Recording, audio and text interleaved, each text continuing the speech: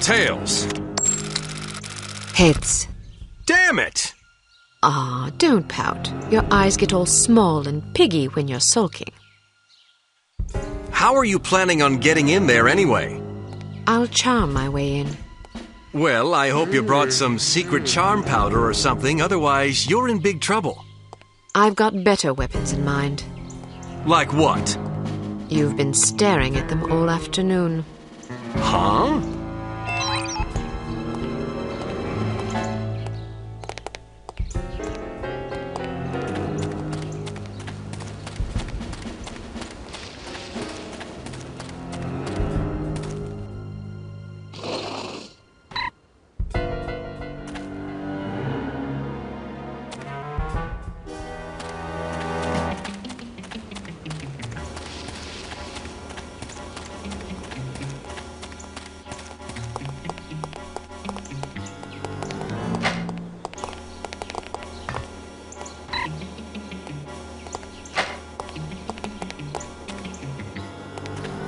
How do you like to be swept off your feet?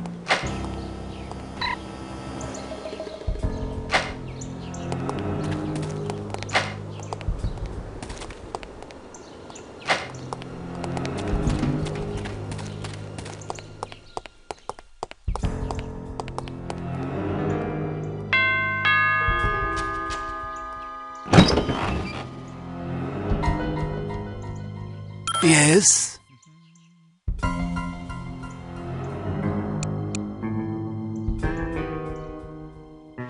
Hello, my name is Mia Haig. I have an appointment with Baron Dumont. No, you don't. Good day. Wait, What is it?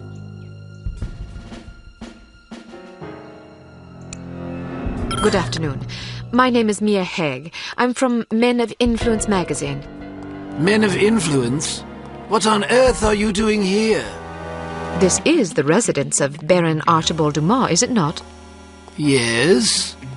Baron Dumont certainly seems to qualify as a man of influence, wouldn't you say?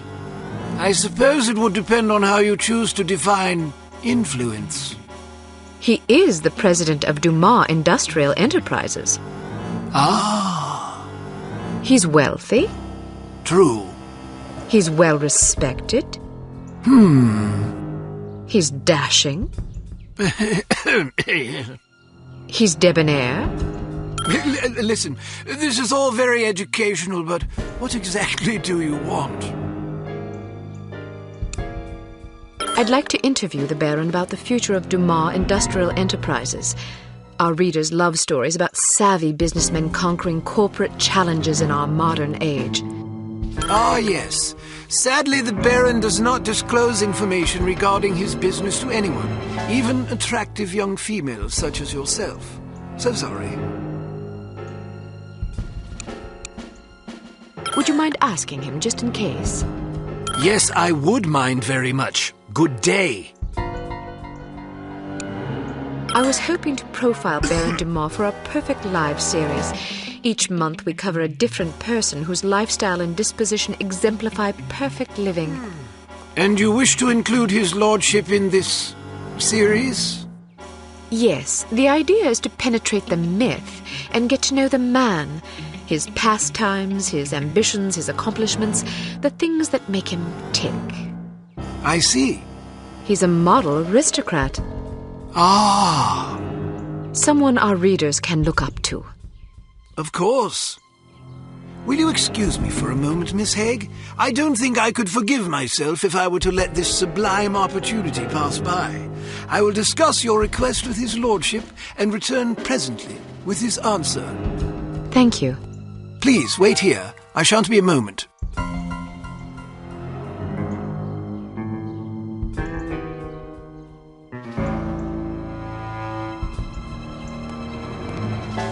Very well. His lordship has agreed to see you. Excellent. This should be amusing. What do you mean? Nothing. Follow me, please. Miss Haig, sir. Splendid. Show her in. I'll leave you to your interview, darling. I'll be shopping for the rest of the afternoon. Yes, yes. Have a marvelous time, Chipmunk. Don't call me that. As you wish, my love. Pip-pip. He's rather larger than I expected. Ah, yes. He's a big bundle of charisma and intelligence. If you're lucky, perhaps he'll regale you with his rousing safari adventures. Good day, Baron Dumont. Goodness, had I known you would be so sumptuous, I might have preened. Care for a drink? No, thank you. It's a little early for me. Well, I'll indulge for us both in that case. I hope you'll pardon me for saying so, but you're a ravishing girl. Simply ravishing. That's very kind of you. I'm sure your wife feels absolutely spoiled by your abundant charm. Oh, she's a lucky old crow, I'll grant you that. Now then, Giles tells me you want to profile me for this magazine of yours. Men of Influence, was it? Yes, each issue we cover a different person in our Perfect Lives series. Someone whose lifestyle and achievements serve as inspiration for our readers. Jolly good. You've come to the right place. That will be all, Giles. Actually, sir, I thought it might be worthwhile for me to stay, in case the young lady should desire anything at all. Splendid idea. Pip-pip. Yes, sir. I'll be right over here if you require anything, Miss Haig. Thank you. Baron Dumont, do you mind if I record our interview? I'd rather devote my attention to you than to my notepad. And who could blame you? Record away, my dear. So then, where shall we begin?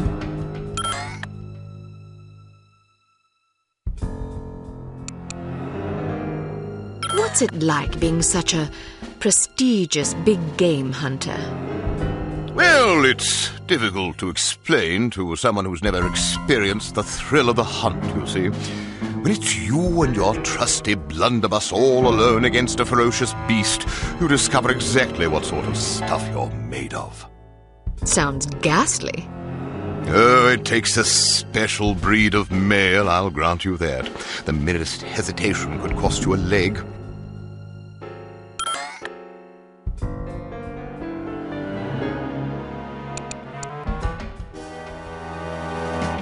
What's the most heroic thing you ever did on safari?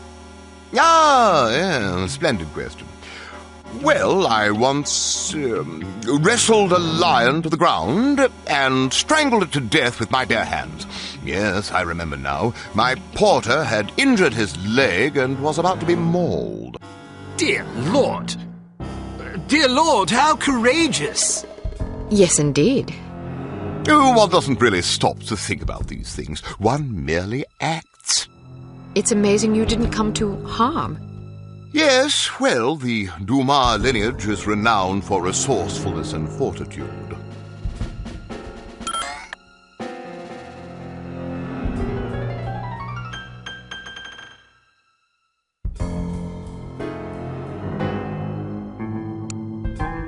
I'm sure our loyal readers would love to know what hunting rifle such a magnificent sportsman favors on safari. Ah, yes, indeed. Well, it depends to some degree on the beast I'm tracking. For a tiger, I tend to favor the legendary Matterhorn Model 4 special issue. Isn't that a .22 caliber target rifle? Seems a bit feeble for a tiger. Yes, but I savor a challenge. How intrepid! You must be quite a marksman to take down a tiger with a single round from a .22. Well, sometimes it takes a few more than that. Still, even 3 rounds is impressive. It's usually more like 17 or 18. Really? You might find a larger caliber to be more humane. Yes, but then you have to deal with all that nasty recoil. I see.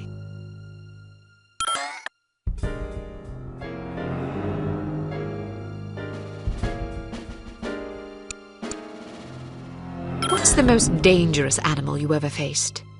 I once squared off against a silverback gorilla. A silverback gorilla? Yes, a huge, ferocious, man-eating beast. Man-eating? Quite so. But I was under the impression that gorillas were herbivores and very gentle and less threatened. Well, that's true of some gorillas, but this was, one of the dreaded man-eating gorillas of Pakistan. I wasn't aware there were gorillas in Pakistan. That's because few live to tell of them, you see. Well, it's fortunate that you did. Agreed. Silverbacks are by far the most dangerous animals to hunt. I was under the impression that that distinction went to Cape buffalo. Nonsense. Cape buffalo are just glorified cows.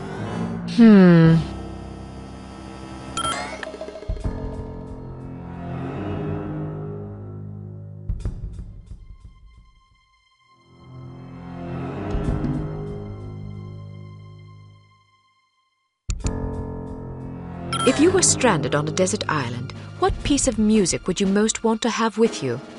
Music? Well, anything by Picasso, of course. Pablo Picasso? Yes, that's the chap. The painter. Yes, he was also quite a musician. I wasn't aware. Next.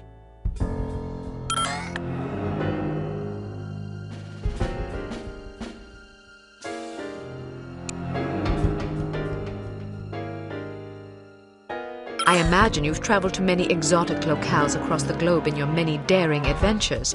Is there any place you favor above all others for hunting? Ah, most certainly. Let me guess. Kenya. Oh, goodness, no. I don't speak a word of Chinese. But Kenya's in Africa. Oh, I thought you were referring to the one in China. All right, then. How about Bengal? Cold weather doesn't agree with me. Rhodesia? Heavens.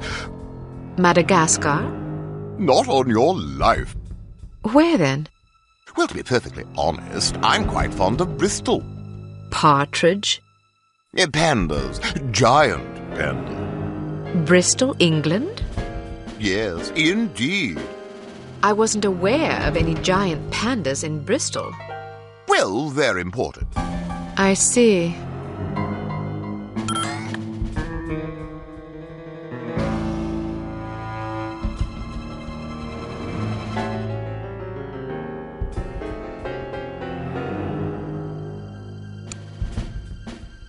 How has your approach to running Dumas Industrial Enterprises differed from your late father's?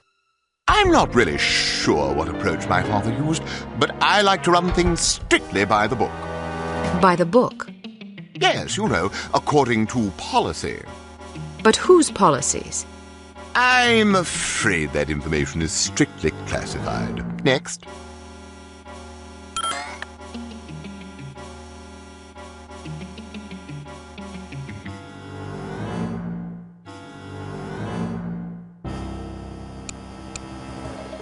What historical figure do you most admire? Probably Beowulf.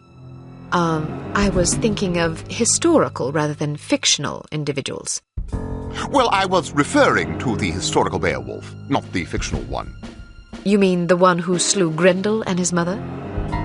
That's right. He's a fictional character. Yes, I know that, but there was also an historical one. The Beowulf who fought the dragon. Precisely. But there aren't any dragons. Well, not anymore, thanks to Beowulf. There weren't any to begin with, unless you count the dinosaurs, that is. But there weren't any of those wandering around during the time when Beowulf would have lived if he were a real person instead of a fictional character. Are you quite sure? Yes. I see. Well, that's all the questions I prepared. I must confess, I'm positive this will be our most popular Perfect Lives installment yet. Oh, you think so? Absolutely. Rarely does nature combine so many excellent qualities in one man. Our readers will be fascinated, and maybe even a bit envious. One can hardly blame them. What I don't understand is where such a busy man finds the time to be a successful business tycoon, loving husband, daring hunter, astute philosopher, cultivated humorist, etc. Aren't you overwhelmed? Well, one learns to delegate. For example, although you wouldn't guess it, I'm only peripherally involved with Dumas Enterprises these days. Strictly in an advisory capacity, you see, to keep the company on track. How ingenious. Oh, well, I have my moments. But isn't it an awful risk to hand over operations to someone less accomplished in the subtleties of enterprise than yourself? Actually, it's safer that way. Really? Yes, you see, in my experience, the less one knows about running a business, the less he can screw up. I make all the important decisions. The rest is just, paperwork. Still, you wouldn't want your competitors getting their hands on that paperwork. Oh, quite true. But we have a very large safe in which to store it. Safes can be cracked. No, not this one. Even if someone could get inside, he'd still have to get past the security system. Sounds daunting. Oh, it is. There are invisible beams. Infrared? Exactly. If you touch one of them, the doors lock and poison gas is released into the safe. How terrible. Oh, I'd like to meet the burglar who could get in there. It would take a lunatic even to attempt it.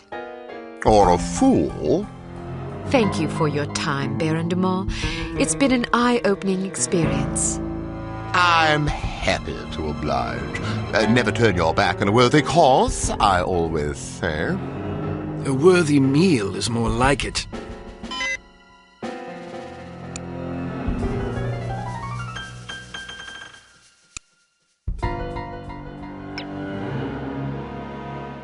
Well done, Agent Archer. You may redeem yourself yet. In the meantime, don't get cocky. There's still work to be done. Command will fill you in on the details. Report there immediately.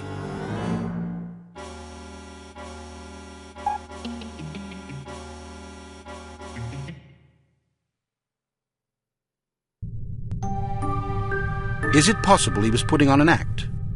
I don't think so, sir. I'm fairly confident the man is an imbecile.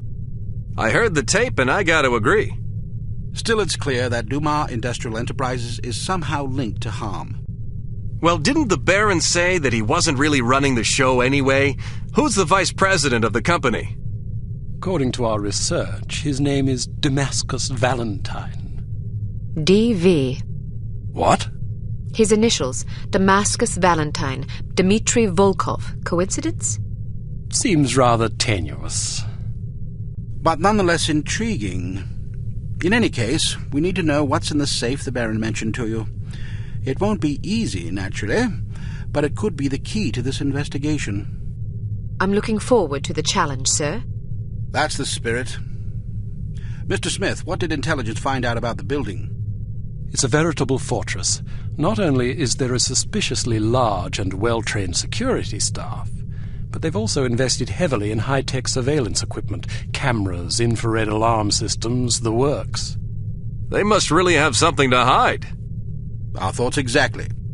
So what's the plan? Who is going inside? You are. What? Why her? It's way too dangerous for a woman. Oh, don't start with that again. Before joining Unity, Agent Archer was something of an expert in, covert infiltration, one might say. Breaking and entering, others might say. Whatever the case, this assignment calls for stealth and subtlety. Yeah, I know. Subtlety isn't my specialty. I still think it's too dangerous for her to go in alone. Which is why you'll be providing a distraction for her downstairs. I like the sound of that. How do I get inside? Attempting entry on the ground floor would be suicide, even for an expert like Miss Archer. The only way in is through the roof access. What did you have in mind? Am I going to have to parachute in? Too imprecise. Fortunately, there's an alternative. Dumas Enterprises is erecting a second skyscraper right next to its corporate headquarters. Our surveillance photos suggest that if you can get to the top of the new building, you can use a crane to cross over to the roof of the old one. The surveillance photos suggest that this is possible? It will be close. You'll have a zip cord to cut the difference. I see. Once you're inside the building, you'll need to locate the president's office and find the safe. Photograph anything remotely suspicious. We don't want to tip our hand. so leave everything as you found it. The less they know about our mission, the better. Now then, time is of the essence. Yes, sir. Welcome to Advanced Field Tactics. Here we have the Sphinx Series M Code Breaker. Simply attach it to a standard 10-key security pad, and it will run through a series of combinations until it breaks the code. The duration of this process is determined by the complexity of the code, so it may be advisable to hide until the procedure is complete. Try out your code breaker on this keypad.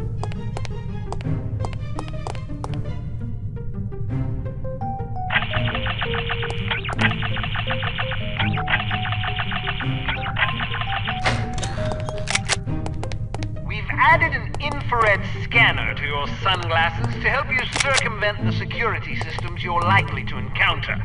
If you see suspicious-looking fixtures like these mounted on a wall, be sure to switch on your scanner lest you announce your presence unintentionally.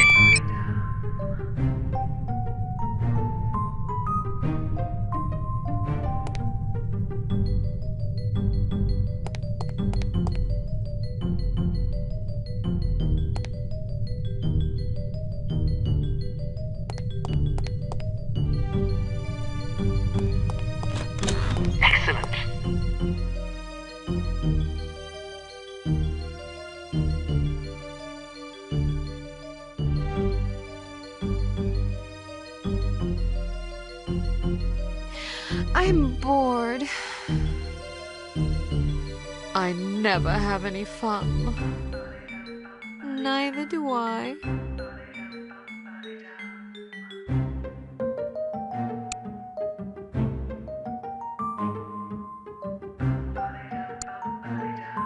While it's clear that Dumas Industrial Enterprises is somehow involved with harm, it's not entirely certain who the mastermind is. You must infiltrate the company's corporate headquarters building, locate the safe in the president's office, and photograph any relevant documents you find. Agent Goodman will provide a distraction that should draw attention away from you, but you should still expect resistance.